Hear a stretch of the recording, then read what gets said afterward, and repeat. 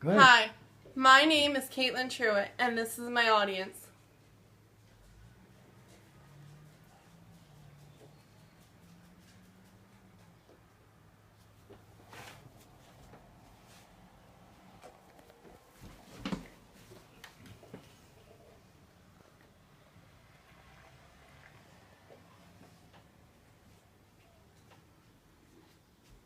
This is my persuasive speech to stop bullying. According to studies by Yale University, bully victims are 2 to 9 times more likely to consider suicide than non-victims. Suicide is the third leading cause of death among young people, resulting in about 4,400 deaths per year, according to CDC. For every suicide among young people, there are at least 100 suicide attempts. Over 14% of high school students have considered suicide, and almost 7% have attempted it. Bullying is considered a normal part of life, but teenagers seem to forget that along with bullying comes mental and physical hurt. Therefore, bullying needs to be prevented by presenting some solutions to it. The 3 main points that I will be discussing in my speech are: the need/problem of bullying is that students are suffering from depression, suicidal risks, substance use, and violent behaviors.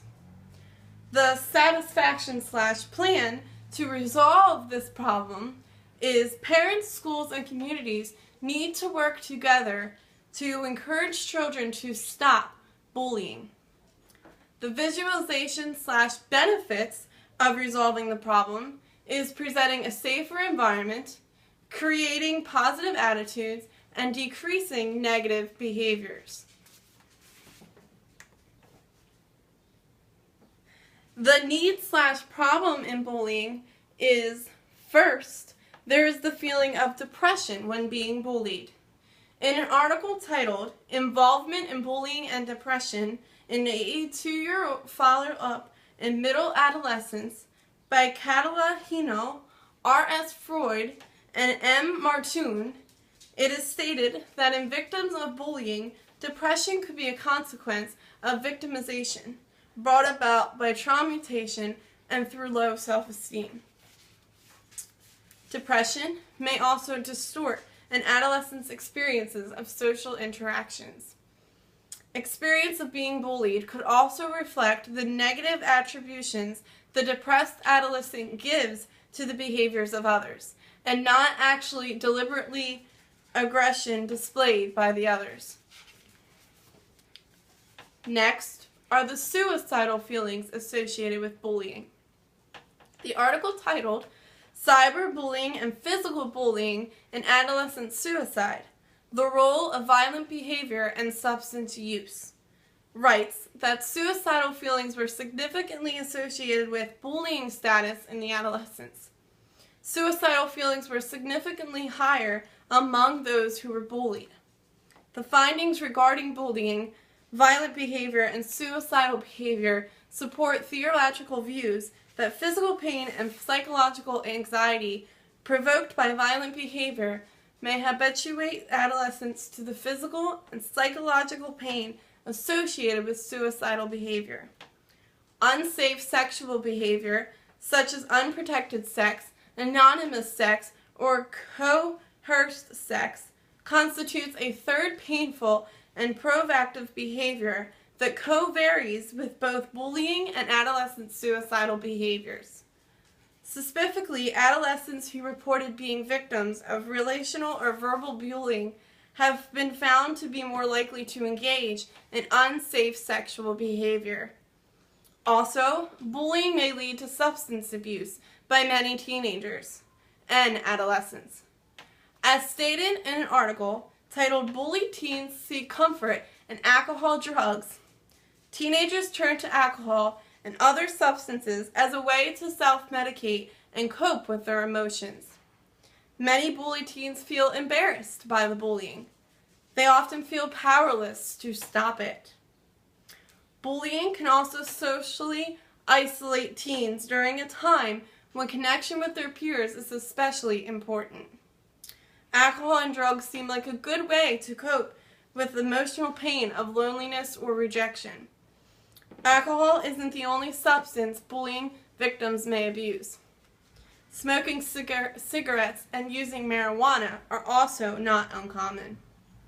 We talked about the need, so now let us talk about how we can fix this problem.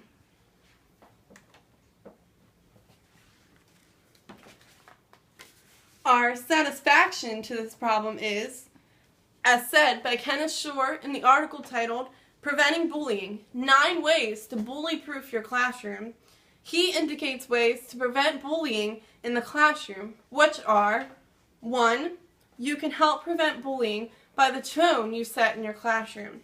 Send an anti-bullying message by reinforcing acts of kindness and communicating values of tolerance, respect, and responsibility. 2. Have a class meeting periodically in which students gather in a circle and compliment or express appreciation to a classmate. Only allow positive comments and make sure that all students are acknowledged at least every other meeting. Get the ball rolling by being the first to talk about an act of kindness by a student. 3. Avoid sarcasm or put-downs of any kind. If you are taking a child to task for misbehaving, talk in a firm manner and get your point across without being rude or impolite. 4. Interrogate bullying into your academic lessons. The ways in which you can use bullying in your academic lessons are: number 1, draw a large picture of a child on the blackboard. Then ask your students to describe the characteristics of the bully as you write them on the picture. This exercise will help to communicate what is appropriate and inappropriate behavior, and also convey that children think of bullies in hope that it will discourage potential bullies. 2. Have your upper elementary or middle school class design a survey about bullying, and then have your students complete it anonymously. Have students tally the results and present them in the form of bar graphs using percentages. In addition to raising awareness about bullying, this will help them practice and apply math skills in a meaningful way. 3. Teachers can read books to their students about bullying. 4. After talking about what bullying is and is not, present some scenarios and ask students whether or not they meet the definition of bullying. So now that we've talked about how bullying can be prevented, let us talk about how easy it is to visualize a safer and better place for children.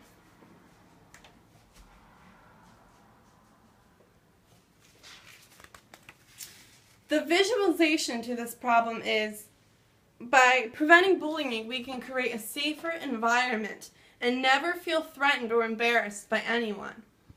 We will be happy with our lives and content with no more bullying. Nobody will ever feel depressed enough to want to commit serious occurrences or abuses. In conclusion, I encourage you as my audience to take a step forward and help prevent bullying in schools and in our communities. We can all stop bullying by presenting different things, such as informing the school board about it, demand a support group of children who are bullied so they can feel safe, create posters with your children to hang around the classrooms to remind students that bullying is unacceptable, and get teachers to set aside time in the classroom to discuss the dangers of bullying. The reason for my speech is to make people aware of the consequences of bullying and persuade them to stop the effects and make the world a better place. In the Funk and Wachtel's New World Encyclopedia, they state bullying occurs from the preschool period through adulthood, though it most often occurs during adolescence. So, I urge you, if you see it happening, stop it immediately and present safer and newer ways to protect your children from bullying victims. No bullying encourages happy, smiling faces.